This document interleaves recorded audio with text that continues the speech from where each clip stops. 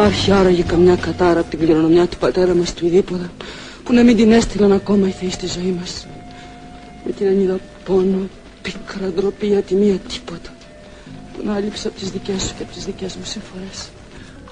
Εγώ τουλάχιστον, Αντιγόνη, δεν άκουσα ούτε καλό ούτε κακό από τη στιγμή που χάσαμε τα δυο τα αδέρφια μας. Ο αλλούς σκοτωθήκανε μέσα σε μια μέρα. Και αυτή τη νύχτα, αφού του έφυγε και χάθηκε ο στρατός του Άργους, δεν ξέρω τίποτα για να χαρώ ή να λυπηθώ παραπάνω. Καλά το ήξερα. Γι' αυτό σε φώναξα έξω από τις πύλες για να μ' ακούσεις μόνον εσύ. Μα τι τρέχει? Φαίνεσαι αναστατωμένη για αυτό που θέλεις να μου πεις. Δεν το έμαθες πως...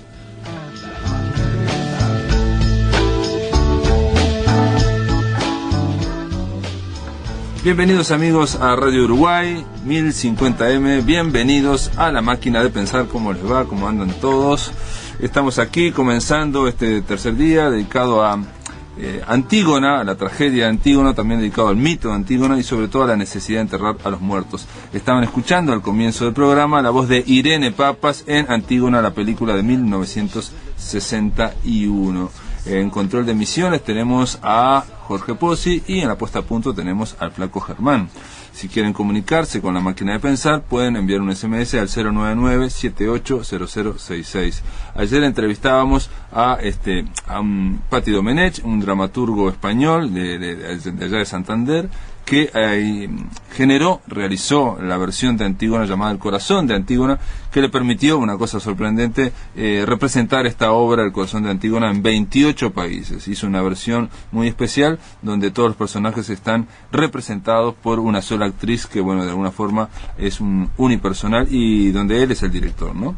Patti Domenech comenzó precisamente esa versión, El Corazón de Antígona, en Santiago de Chile y continuó por el Cono Sur y, bueno, ya les digo, ha recorrido más de 28 países y aparte tiene que ver obviamente con la vinculación con el tema actual. Siempre los mitos nos retrotraen a cosas muy profundas, pero a la vez que se vinculan con lo actual. Dice George Steiner, este crítico que hemos estado conversando estos días, que el mito de Antígona siempre vuelve en los momentos de crisis históricas porque, bueno, de alguna forma ejemplifica, representa las oposiciones más básicas de la sociedad, por ejemplo, entre la sociedad y el individuo, entre los hombres y las mujeres, entre los jóvenes y los viejos, entre los vivos y los muertos. Todo eso está en Antígona y obviamente cada lectura tiene que ver con la crisis, con el momento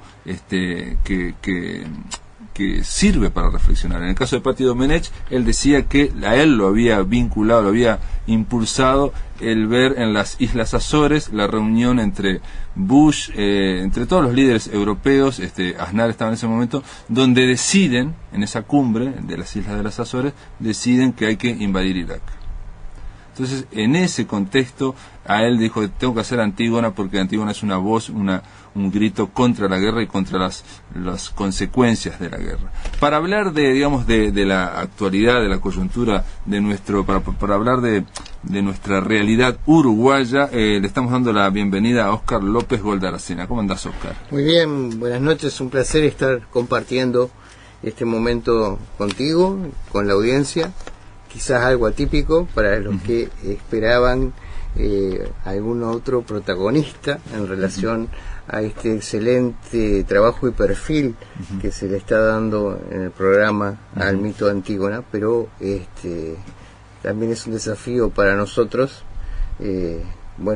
hacer una puesta a punto, si se quiere, Óscar, de la vigencia de ese tema, ¿no? Yo creo que es vigente, pero aparte de Óscar López Goldaracena, además de abogado especialista en derechos humanos y derecho económico, y aparte de tener una actuación política, y como asesor, también es novelista, también sos escritor, sí. Has publicado algunos novelas infantiles. He publicado novelas infantiles, incluso uno de los momentos más inolvidables fue cuando con mi hija, no recuerdo qué edad, pero era muy chiquita, era chica, soy coautor con mis hijos, porque son novelas infantiles muy particulares, o sea, fueron escritas junto con mis hijos, siendo chicos, porque eran los personajes que inventábamos cuentos para irse a dormir.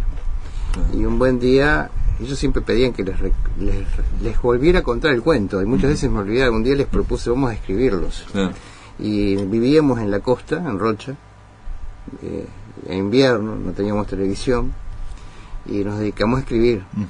Y una de esas novelas, La caverna Mahuida, recibió el premio de literatura creo que en el 2007 o 2006, fue declarada de interés cultural y departamental en Rocha. Pero además, bueno, cuando recibimos el premio de literatura infantil, recuerdo que fuimos con mi hija, porque claro, éramos coautores. Y cuando me preguntaban luego, ¿cómo la escribiste? No, la escribí con mis hijos, o sea, y cómo participé, porque ellos fue la forma de expresarse culturalmente, y le daban vida a los personajes, se la daban ellos, y uno escribía, no era el corrector de estilo, yo formaba parte también de la línea de la historia, ¿verdad? Pero fue una experiencia increíble, escribimos creo que tres obras, y luego como me dijo un comunicador, las tres están publicadas. Luego, como me dijo un comunicador, me decía qué difícil que es ahora hacerse tiempo para escribir novelas para niños. He seguido publicando cuestiones académicas, pero cómo me encantaría volver a escribir novelas y volver a la costa de Rocha para poder escribir. Hoy siento que tengo una asignatura pendiente, que es, si se quiere, terminar una etapa para la cual hemos incursionado también en el tema político, y creemos que estamos muy cerca de terminarlo, o que el Uruguay está muy cerca de terminar, que es terminar con la cobertura jurídica de la impunidad. A mí me gusta decirlo así, sobre todo cuando estamos en programas que sabemos que los interlocutores no se entienden, ¿verdad? La impunidad es aquella situación histórica por la cual quien comete determinado crimen contra el orden social, o sea, algo que la sociedad, la comunidad considera que es punible, que es castigable, no recibe castigo. Pero ese no recibir castigo no es porque no se le encuentra pruebas o porque se oculta, sino porque la propia sociedad le dio una cobertura jurídica. Quiere decir que existe una norma de convivencia obligatoria, que esa es la ley, que dice, no, tal crimen no se juzga, tal crimen sí se juzga, tal crimen no se juzga. Y esa impunidad jurídica, que generó otras impunidades, la moral sobre todo, impunidad moral. Si yo no sé qué pasó, porque no puedo juzgar, tampoco puedo condenar moralmente. El Uruguay todavía tiene pendiente encontrarse con su historia, y quienes han reclamado permanentemente que se corte esa situación de impunidad han sido, y acá vienen las vinculaciones con Antígona, decirlas ahora, quienes fueron reservas morales, si se quiere, durante décadas de principios, ¿no? Reservas morales de la sociedad.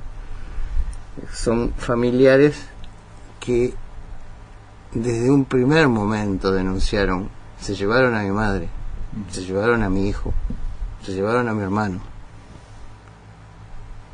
Y frente a eso el Estado decía, no lo tenemos, para ser gráfico, ¿no? Sí, y en una situación desesperante iban a golpear a todos lados y no estaban. Y muchos aparecieron luego blanqueados por juicios militares y terminaron siendo presos políticos. Pero durante un tiempo todos estuvieron desaparecidos. Los presos políticos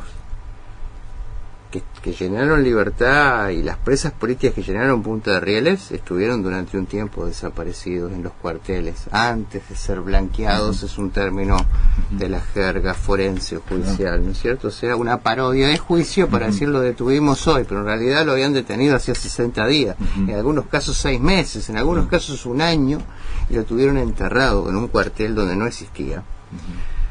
Pero en otros casos, las víctimas fueron desaparecidas por desaparecedores. O sea, fueron asesinadas, digamos, ¿no? Yo diría que el concepto desaparecido va más allá del concepto asesinado. Y acá es algo que me gustaría reflexionar. O sea, va más allá. Porque hoy podemos decir, sí, fueron asesinadas, pero por el tiempo transcurrido y porque lo indica la lógica y el sentido común. Pero fueron desaparecidas y siguen estando desaparecidas. Existe una categoría conceptual, y esto es muy importante remarcarlo, que es independiente del asesinato o homicidio político o homicidio, es independiente de la tortura, que es la desaparición forzada. Es un concepto diferente. Mira, cuando participamos en la convención, en la elaboración de la Convención Internacional contra la Desaparición Forzada de Personas, tuvimos el honor de representar al Uruguay en la elaboración de esa convención, se decía, hubo que inventar un término nuevo. ¿En qué año fue esto? Esto fue, la Convención Internacional fue en el 2005. El 23 de septiembre del 2005 se terminó aprobando en Ginebra por el Grupo de Trabajo.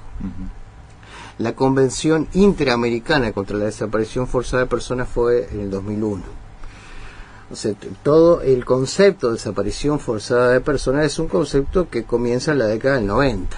Pero como concepto. De que no prescribe es más bien del siglo XXI. No, eso ya viene desde yo te diría, de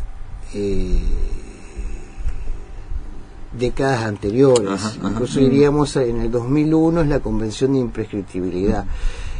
A mí me gustaría abordarlo en un minuto, pero primero el concepto de desaparición forzada. ¿Sabes lo que se decía en esa elaboración? Que tuvimos que inventar una palabra, un concepto, dos palabras, desaparición forzada, para definir una situación de hecho que hasta el momento no había existido, pero que no había asolado a América Latina de la forma como asoló a Guatemala, a Centroamérica. Digo Guatemala porque es el lugar donde existieron más víctimas en América Central, y Argentina, Chile, Paraguay, Uruguay, dentro del marco del Plan Cóndor, que en forma sistemática se recurrió a la desaparición forzada. Entonces hubo que inventar qué es la desaparición forzada. Es sustraer a una persona de las garantías de la ley del Estado y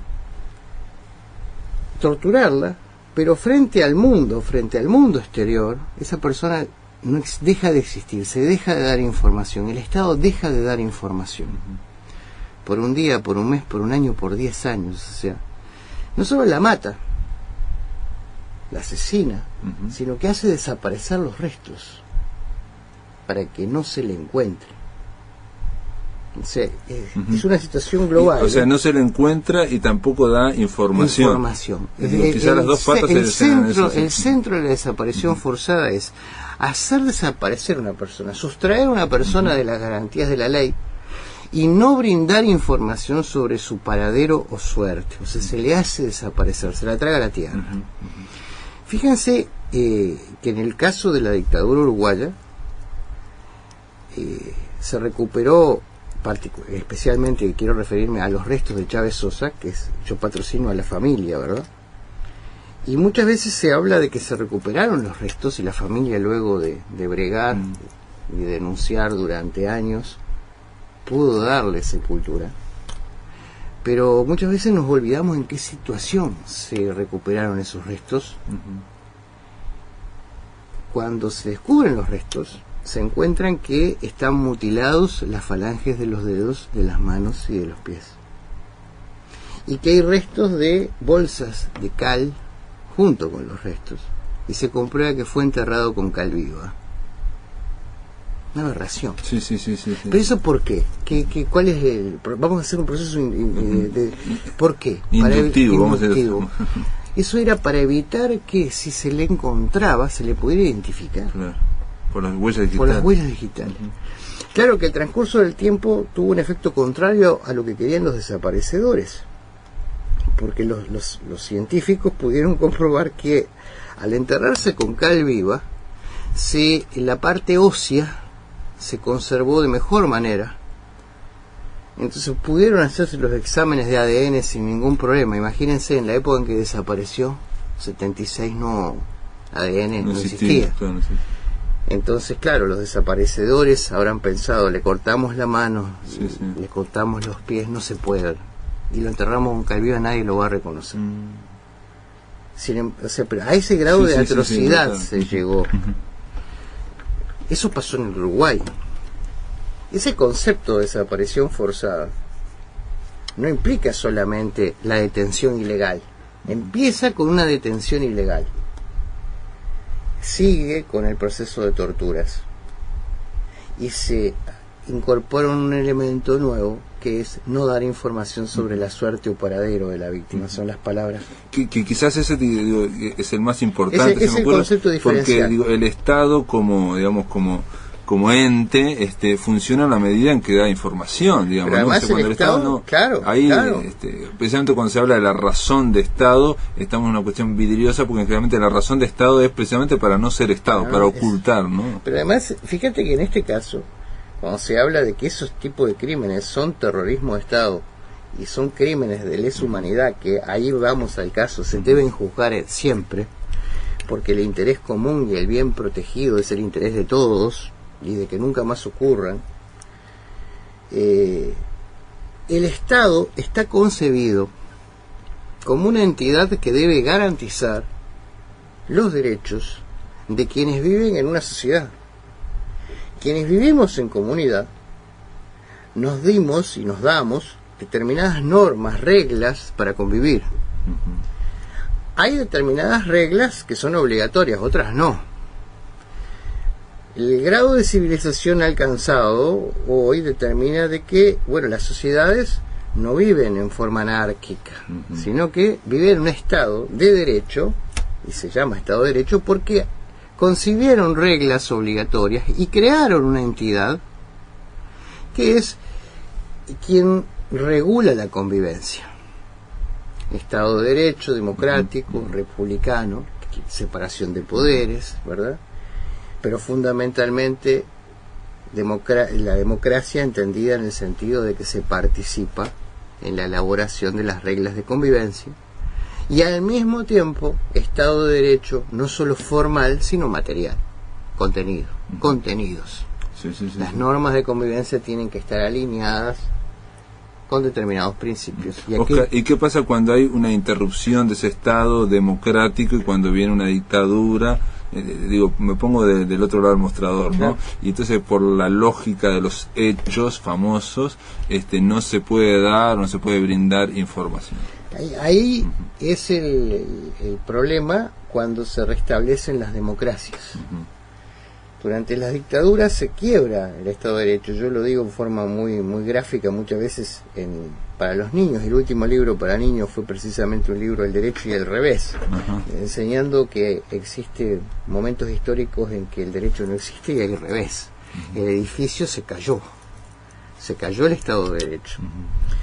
No hay derecho, hay arbitrariedad. En ese quiebre, en el Uruguay se generó homicidio político, se generó tortura y desapariciones forzadas. Pasó eso. Luego viene el momento del restablecimiento. Ninguna dictadura es eterna, por suerte, y ya se acabaron y nunca más.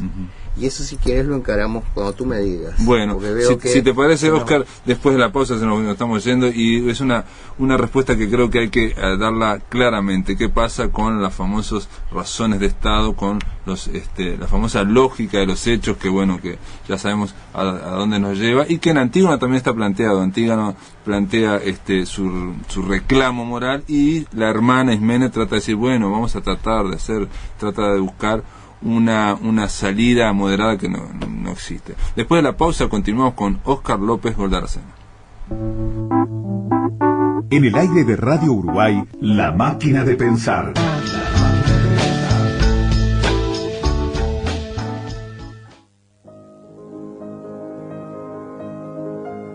El martes 5 a las 19:30 se presentará en el Auditorio Nelly Goitiño el pianista Alexander Panizza. En programa, Soneto del Petrarca número 104 y Sonata en Si menor de Franz Liszt. Balada número 1 en Sol menor opus 23, Estudios opus 10 número 5 y del opus 25 números 1, 11 y 12 de Frédéric Chopin y de Astor Piazzolla Tango Rhapsody. Transmitirá Radio Clásica 650 AM, emisora de Radiodifusión Nacional del Sodre.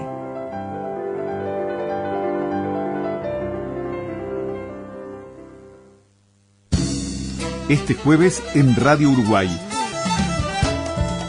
A pocas horas de que la justicia argentina dicte la sentencia definitiva en la causa por los crímenes cometidos en 1966 en Automotores Orletti, en estudios el secretario de Derechos Humanos de la Nación, doctor Luis Eduardo Duhalde, y el testimonio de Sara Méndez. De 10 a 12. Brasil y sus 3 vecinos del sur. 2 décadas de integración en 7 dimensiones. Un análisis del doctor Marcelo Bayán, experto en comercio internacional y temas de integración, a 20 años de la creación del Mercosur. De 10 a 12. La Trotsky Vengarán cuenta cómo logró tener todo para ser feliz y celebrar sus primeras 2 décadas de vida. De 10 a 12. María Inés Ovaldía y Federico Jurkovich, con la producción de Mónica Colista. Radio Uruguay. Periodismo con otro aire. Del reggae al blues en la Citarrosa. Sábado 2, hora 21, Cita Reggae, con María del Barrio, Kauma Ruotz y Karma Mancaya. Domingo 3, hora 20, en clave de blues. Unplugged con Gato Eduardo.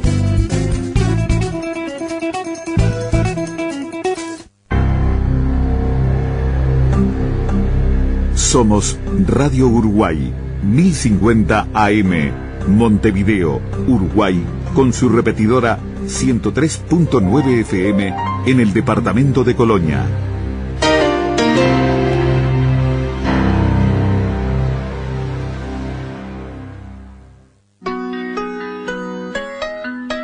Para comunicarte con la máquina, envía un SMS al 099 780066 o un correo electrónico a la máquina de pensar @adinet.com.uy. Si querés volver a escuchar charlas, entrevistas o columnas, ingresa a piensamáquina.blogspot.com y bienvenido al corazón de las palabras.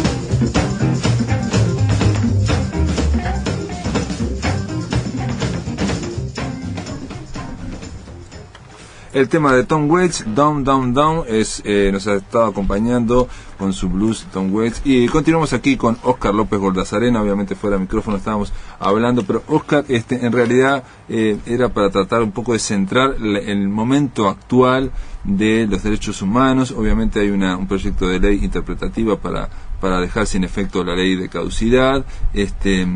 Y por ejemplo, un detalle que yo no sabía es que crímenes, si son considerados como asesinatos en la dictadura, tomando el 85 como fecha para empezar a contar su prescripción, prescribirían en noviembre de este año. Por eso sería el apuro por sacar esta ley interpretativa que elimine esta ley de caducidad. Es una de las razones, ¿no? Recién hablábamos del quiebre institucional, termina un periodo de dictadura, se retoma la democracia formal, pero para que realmente un Estado de Derecho se precie de tal, tiene que respetar los principios básicos de cimiento social, y uno de ellos es que si existieron graves violaciones a los derechos humanos, tienen que ser juzgadas, porque es un mandato jurídico, es un mandato moral, que está por encima de la soberanía de los Estados, ya afianzado desde antes de los juicios de Nuremberg.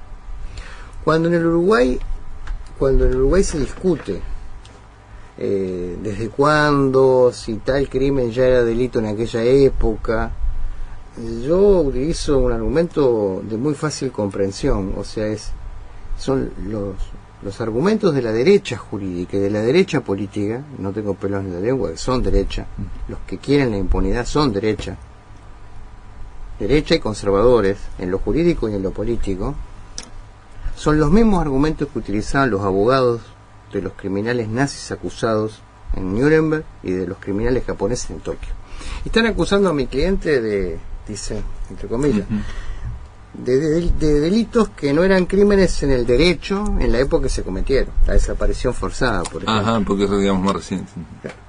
Sin embargo, la respuesta en aquel momento ya fue: no, ya existe en el derecho de gentes, en los principios generales de convivencia de las naciones. Cuando algunos derechos internos de los estados que contienen la figura de la prescripción, por allá por la década del 60, podían considerar que algunos jueces dijeran los crímenes de guerra de la Segunda Guerra prescribieron, a nivel mundial se firmó una convención de imprescriptibilidad de esos crímenes y señala que es declarativa, no crea la imprescriptibilidad, sino que declara que ya existe en el derecho, y señala especialmente cualquiera sea la fecha que hayan sido cometidos, y Uruguay ratificó esa convención en el año 2001. O sea que cualquiera sea la fecha que haya sido cometido un crimen de lesa humanidad, y la desaparición forzada lo es, porque así lo dicen las convenciones internacionales, y lo dicen las sentencias de la Corte Interamericana de Justicia, que señalan que aún antes de que existiera el vocablo desaparición forzada, lo que hablábamos al principio, ya era un crimen de lesa humanidad. Ajá, antes de que existiera la palabra, antes de ser nombrado ya existía. Ese supuesto es un crimen de lesa humanidad, es imprescriptible. ¿Qué es lo que sucede? ¿Qué quiere decir que es imprescriptible? No importa el tiempo que transcurrió. En general los otros delitos sí, digo, tienen siempre, un tiempo. Por certeza jurídica, claro, y seguridad jurídica, existe un tiempo que se corresponde normalmente al interés de la sociedad en juzgar o no. Una conducta puede ser punible hoy, pero el transcurso del tiempo hace que la sociedad pierda interés en juzgar. En este tipo de crímenes, el interés es de toda la humanidad, y así se dice, porque la tendencia es a que no exista ningún refugio, ninguna isla donde pudiera, entre comillas, refugiarse una persona culpable de haber cometido este tipo de atrocidades, genocidios, torturas, desapariciones forzadas, homicidios políticos. Ni islas territoriales ni islas jurídicas. Entonces no corre artilugios como las leyes de caducidad, de punto final, de obediencia debida, de amnistías. No hay, no se puede, están prohibidas por el derecho. Esto hay que entenderlo muy claramente. El derecho prohíbe determinados actos. O sea, las soluciones políticas están limitadas por principios y normas de derecho que están por encima de la disponibilidad y soberanía de los estados. Quiere decir que cuando se recupera la democracia desde el punto de vista formal, para recuperarla desde el punto de vista sustancial, hay que, cuando existieron graves violaciones de los derechos humanos, hay que habilitar a la justicia. No se puede renunciar a juzgar. Y en el Uruguay se renunció a juzgar. La ley de caducidad violenta principios inderogables. Es como un restablecimiento de la esclavitud, no se puede. Aunque se quiera Ahora, hacer, mujer, no se puede. Con la propia ley de caducidad se juzgó a casi todos los casos, famosos. eso es muy están todos- importante, están eso es todos- muy la importante mayoría están presos, por ejemplo. precisarlo. Mira, se juzgaron los casos denunciados después del 2005, a raíz fundamentalmente del informe de las Fuerzas Armadas al presidente Vázquez. Casos de desaparecidos en el exterior que hasta ese momento nadie los vinculaba oficialmente con el Uruguay, solamente las familias podían tener la sospecha de que los habían traído al Uruguay en su segundo vuelo. El caso de los traslados clandestinos del 78, por el cual fue preso Gregorio Álvarez. En otros casos se trata de civiles, pero aquellas denuncias formuladas con anterioridad al 2005, archivadas por ley de caducidad, no se pudieron reabrir. La prueba está en el caso de Hellman. O sea, Es el caso que fue a la Corte Interamericana. Perdón, ¿verdad? entonces un caso, por ejemplo, el caso de Hellman, que fue archivado dentro de la ley de caducidad antes del 2005, no se puede volver a reabrir por la propia... Se intentó reabrir, mira, en el caso Hellman nos ocuparía más de un programa, pero para hacerlo sencillo fue así. En el caso Hellman se presenta un pedido de reapertura y el Poder Ejecutivo accede al pedido de reapertura, pero el fiscal de la causa entiende que ya hay cosa juzgada y por lo tanto lo mantiene archivado. Luego se reabre por una vía indirecta en otra causa, con una nueva denuncia. Pero el caso Hellman se mantuvo archivado. La pregunta tiene que ver, Oscar, por el tema de que entonces que la ley de caducidad tiene efecto, sigue teniendo efecto y sigue trancando cosas. Sí, claro, digamos, claro. ¿no? O sea, las denuncias que se puedan presentar a partir de ahora, por supuesto, el Poder Ejecutivo, de mantenerse la actual tendencia, el Poder Ejecutivo los excluiría la ley de caducidad. Pero la ley de caducidad hoy fue declarada inconstitucional por la Suprema Corte en forma pacífica y constante en más de 20 casos. Quiere decir que una ley que a partir del 2005 para acá. Ahora, en el último año. Yo diría a partir del plebiscito de noviembre. En 20 casos, en más particulares. en más de 20 casos, la Suprema Corte ya se expidió. En sentencias que abarcan a más de 20 víctimas. Más allá de que sean 3 o 4 sentencias. Esa jurisprudencia es la que obliga hoy al poder político a decir, bueno, si tenemos una ley que es inconstitucional, que además sabemos que es violatoria del derecho internacional, no solamente la Constitución, también viola el derecho internacional. La prueba está que Uruguay ha sido condenado por la Corte Interamericana de Derechos Humanos, pero ya venía siendo condenado por organismos de derechos humanos de larga data. El poder político tiene la obligación de enmendar la norma de convivencia obligatoria, de la misma forma que la Suprema Corte lo hizo, pero la Suprema Corte lo hace para el caso concreto. No tiene efectos generales. El Parlamento tiene sí la potestad de decir, bueno, ¿qué hace? Entonces hay una solución muy simple y engañosa, que es derogar la ley. La dejamos sin efecto. Y la derogación de la ley implica otorgarle vigencia durante el periodo que estuvo vigente. ¿Y eso qué consecuencia tiene? Que los casos que ya se archivaron mientras la ley se aplicó se van a mantener archivados. Es un engaño. No se va a poder garantizar el acceso a la justicia a las víctimas. Y moralmente es un doble engaño. Porque eso es una trampa a los propios principios. ¿Por qué? Porque es decir, para el futuro ya no hay más ley de caducidad. Entonces uno generó un anticuerpo. Pero para el pasado sí lo hubo. Ya amparamos en la impunidad a los violadores de los derechos humanos. Y como ya los amparamos, vamos a dejarlos ahí, amparados, vamos a no juzgarlos. ¿Y este proyecto que está por salir, cómo sería? Este proyecto interpreta la Constitución de la República, por la cual ratifica con rango constitucional derechos inherentes a la persona humana que hasta ahora no estaban escritos en la Constitución de la República, pero que por el artículo 72 de la Constitución tienen rango constitucional. Mira, la Constitución de la República tiene una norma que yo le llamo norma ventana, un artículo ventana, por el cual pasan a tener jerarquía constitucional aquellos derechos inherentes a la persona humana aunque no estén mencionados en la Constitución, o aquellos derechos humanos que deriven de la forma republicana de gobierno. Lo dice el artículo 72. El Parlamento lo que está haciendo con este proyecto es interpreta ese artículo. Dice, bueno, muy bien, el derecho a no ser torturado, el derecho a no ser desaparecido, que no es otra cosa que el derecho a poder enterrar a los muertos, tienen rango constitucional. El derecho a juzgar crímenes de lesa humanidad, investigarlos, tiene rango constitucional. Para que quede claro. Sí, está claro, está claro. De esa forma se le da un instrumento a los jueces. Para que quede expreso. Para que quede expreso en una ley.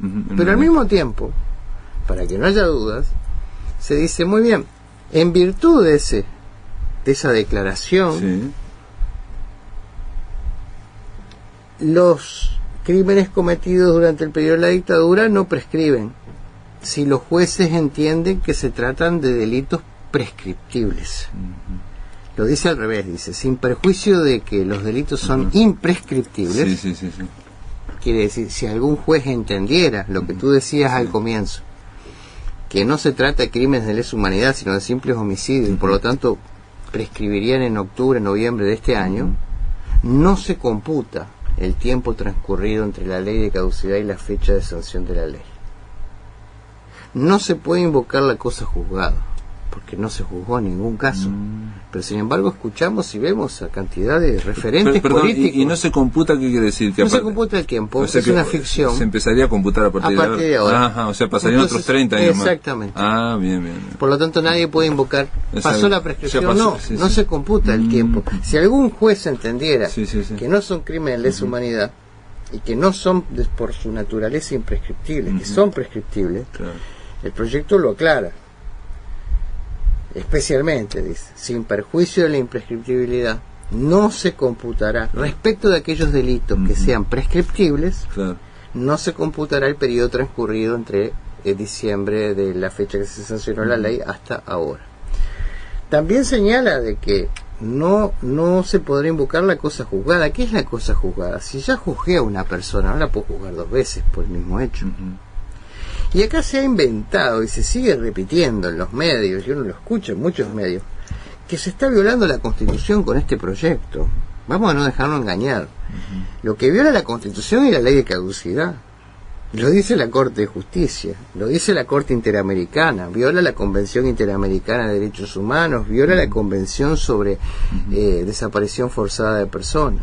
Sí, la Suprema Corte más de 20 veces en el último año. Ya lo ha declarado. Entonces, no, es al revés.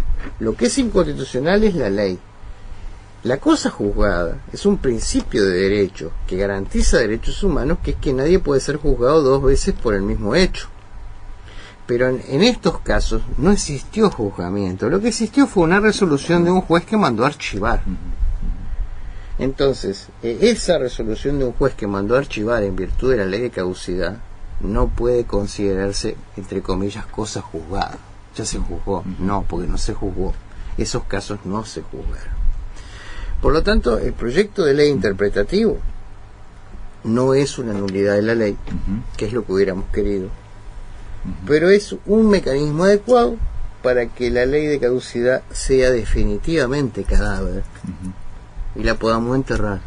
Me parece de eso se trata. De eso se trata. Se trata en este caso de enterrar ese testimonio que quedó, digamos, de épocas muy poco felices. Gracias, Óscar López de Gordazalena. Gracias a ti por estar acá. Un abrazo fraternal a toda la audiencia, y ha sido un placer para mí que me invitaras a este programa. En el aire de Radio Uruguay, La Máquina de Pensar.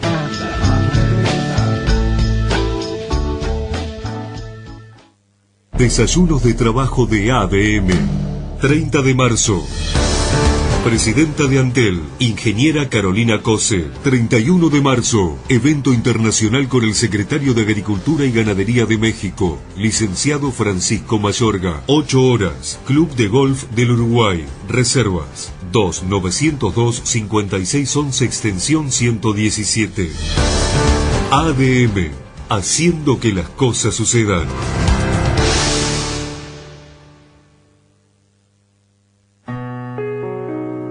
Carmen Pi presenta Puntos Cardinales.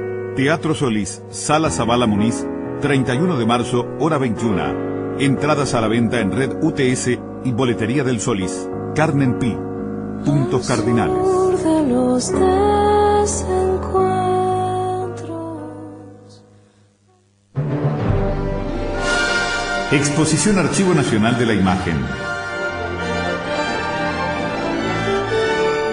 A partir del 22 de marzo se presenta en el foyer del Auditorio Doctora Adela Reta una exposición que consta de una selección de imágenes de nuestra colección histórica. De mujeres uruguayas se incluye retratos de personalidades que han estado vinculadas al Sodre. Asimismo, de cines de Montevideo y de detrás de cámara, retratos de directores de cine uruguayos. Estará en exhibición el proyector original, usado por Cinearte del Sodre desde 1944 hasta 1971 en el estudio auditorio, con los que se exhibieron los clásicos del cine y los festivales de cine documental y experimental. Esta exposición se encontrará abierta al público en los horarios de funciones y de boletería del auditorio Adela Reta.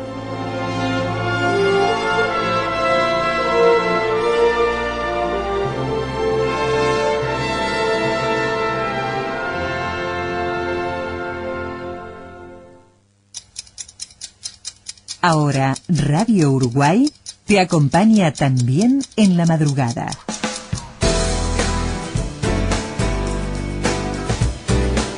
De 0 a 6, una oportunidad para ponerte al día con lo más destacado de la jornada anterior. Radio Uruguay, 24 horas con otro aire.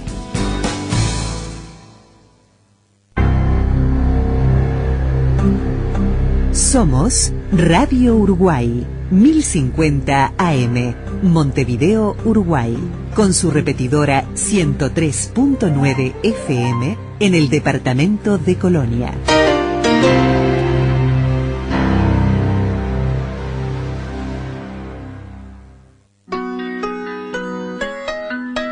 Para comunicarte con la máquina, envía un SMS al 099 780066 o un correo electrónico a lamaquinadepensar@adinet.com.uy. Si querés volver a escuchar charlas, entrevistas o columnas, ingresa a piensamáquina.blogspot.com y bienvenido al corazón de las palabras.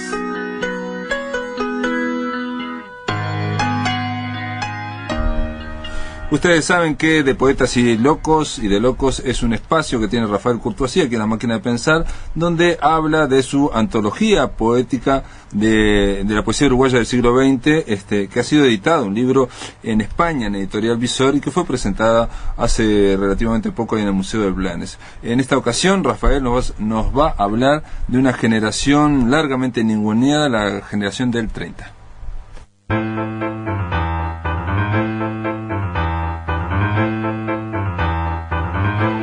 Rafael Courtoisí nos propone un balance de la poesía uruguaya del siglo XX. Lo mejor de 6 generaciones de poetas y locos desfilan por La Máquina de Pensar. Poetas, locos,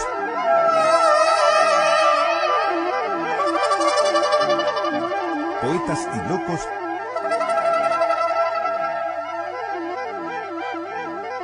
Bueno, nuevamente en esta máquina de pensar en palabras, de pensar en sucesos, de pensar la realidad para transformarla en hecho estético, volvemos otra vez con este espacio que hemos dado en llamar de poetas y de locos, a propósito de la poesía uruguaya, a propósito de un siglo particularmente rico en la poesía uruguaya, que es el siglo XX, y en el entorno latinoamericano. Fue un siglo donde Uruguay se destacó en el género lírico.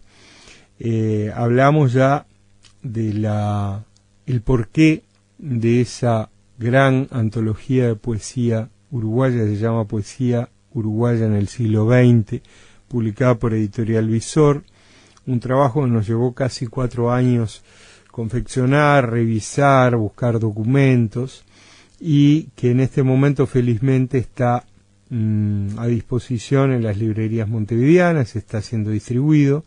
Decíamos que es un trabajo que tiene 464 páginas, reúne 40 autores, 40 poetas muy relevantes del siglo XX, son 6 generaciones, y hemos hablado hemos hecho una introducción a la antología publicada por Visor y hemos hablado de la generación del 900.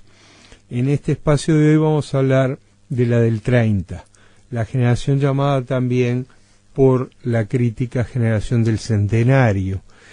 Esta generación del centenario evidentemente se refiere al centenario de la República, celebrado en 1930, un año absolutamente brillante para el país en términos deportivos, en términos de obras públicas, en términos de entusiasmo, en términos de algo en definitiva que tiene mucho que ver con la poesía. Es un estado de ánimo, es un estado sociológico muy particular.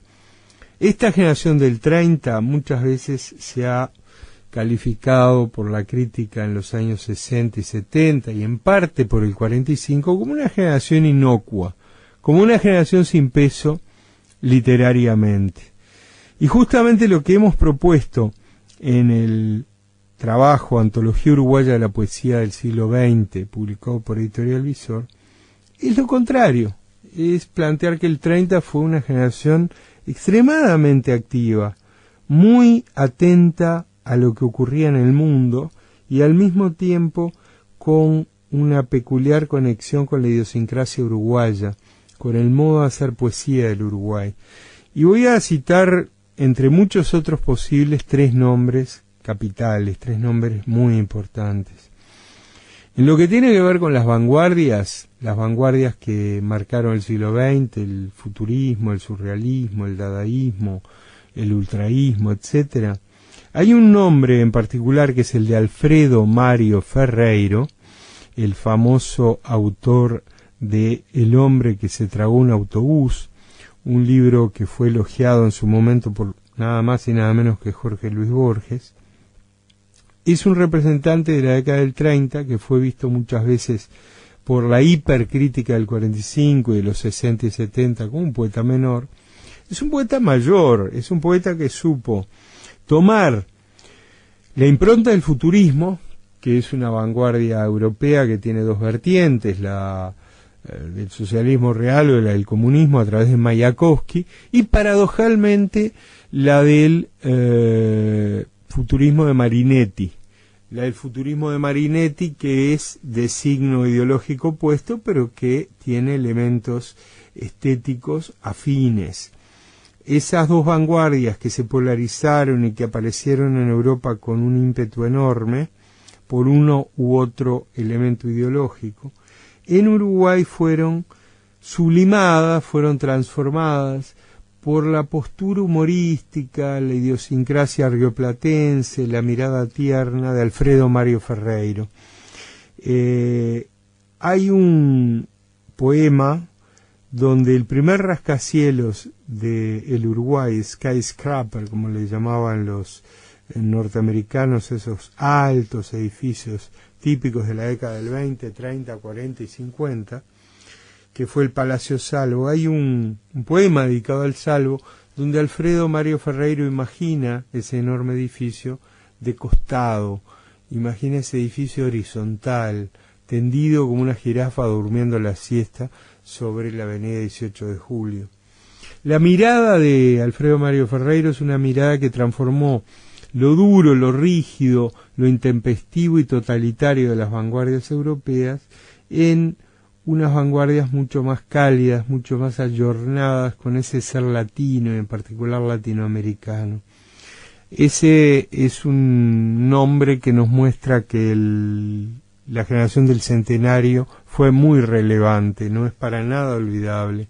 Junto a Alfredo Mario Ferreiro tenemos el nombre del poeta peruano-uruguayo Parra del Riego, un hombre que también tenía esa impronta futurista, esa impronta que tiene un origen en Marinetti, que visitó nuestro país y que tuvo su enorme influencia. Pero Parra del Riego, este poeta peruano-uruguayo, tuvo la osadía de utilizar el futurismo, la mirada y la celebración de la velocidad, de la técnica, del deporte moderno, aplicado nada más y nada menos que al fútbol, en el polirritmo Gradín, que para peor, para mejor en realidad, era un futbolista de color, era un futbolista negro, y tuvo la osadía para dar el riego de hacer este polirritmo, que es realmente un sucedáneo de la velocidad, la propia estructura del poema, la cadencia, el modo con que está planteado, más que responder a las ortodoxas directivas o preceptivas del futurismo,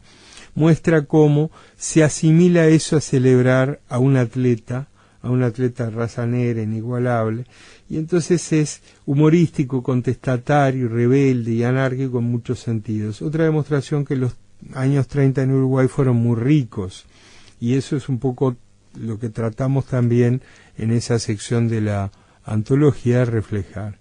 Pero no podemos dejar el 30 sin hablar de una grande, de alguien que pudo perfectamente ser premio Nobel. Me refiero a Juana Ibarburu. También se la conoce en nuestro país por obra y gracia de la Iglesia laica que la consagró en el Palacio de las Leyes, en el Palacio Legislativo. Fue coronada por Zorrilla de San Martín, Juana de América. Juana Ibarburu fue una poeta con mayúsculas, importantísima, una poeta que se puede sin problemas situar en el 30, y cuando digo nobilizable o que pudo tener el premio Nobel, me refiero particularmente a que no solo fue celebrada por Juan Ramón Jiménez, por Unamuno, por muchísimos intelectuales de primerísimo nivel en la época de literatura y fuera de la literatura, sino que además fue candidata al Nobel, y hay alguien tan relevante de la generación del 45 como Ángel Rama, que a contracorriente de lo que planteó esa generación, dijo que el Nobel lo merecía Juana. Lo dijo, lo escribió y lo firmó. Quiere decir que esta no es una opinión peregrina, es una opinión avalada por uno de los críticos más respetados del Uruguay y perteneciente a esa generación que además fue hipercrítica.